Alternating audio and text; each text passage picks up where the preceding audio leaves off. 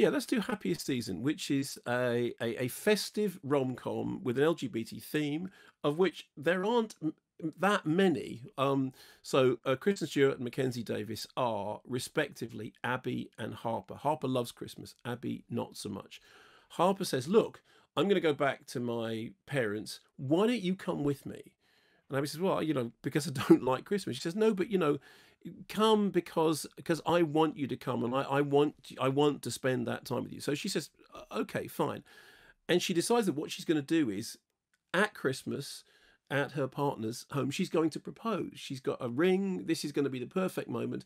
She even tells her friend that what she's going to do is she's going to ask for her partner's father's permission, since they're in this kind of all this Christmas tradition. However, when they're en route, it turns out that she hasn't told her parents that she's gay.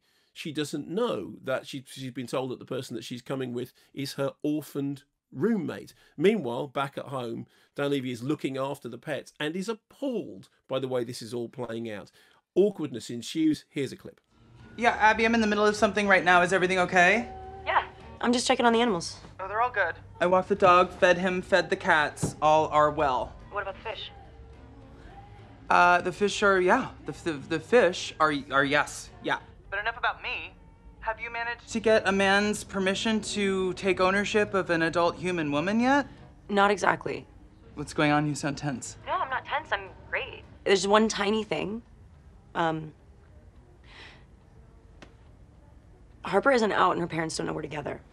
Okay, you know what? I always felt like something was off. You can't go over a year without meeting your significant other's parents. Trust me, I have tried. I know, but it's not that big of a deal because she does plan on telling them immediately after the holidays. So the theory is that that's what's going to happen, but obviously, you don't have to be a genius to figure out that what's actually going to happen is that things are going to get very difficult, not least because of the fact that one of the two parents is currently running for office and has this whole thing about having the perfect family and having everything around him. So probably not the time to to bring up, "Oh, hello, this is my partner. You don't know anything about her. You don't know anything about my sexuality, and incidentally, she's about to propose to me." The film is directed by Claire Duval, and obviously, therefore, there is a connection to things like but I'm a cheerleader.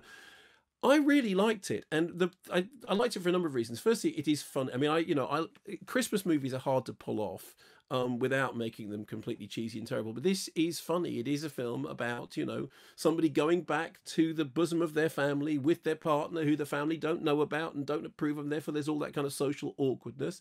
It's also a film which has got some really sort of solid performances in it, not just from the leads, but I mean things like Aubrey Plaza, who, what happens when they're back in the hometown is that our host effectively suddenly meets up with boys and girls from her past, all of which puts Kristen Stewart's character in this really difficult, increasingly awkward position. And the whole thing follows the standard rom-com formula. You start happy, you have a journey, there's a conflict, there's a breakup. So it's not breaking any of those rules. But what it's doing is it's fulfilling all those things, and it's doing it in a way which is really charming and really funny and really entertaining. It just happens to be that the central couple are two women. And I think the thing that made the film really work for me, which I really enjoyed it. Bear in mind, there have been some films this week that have been quite tough to watch.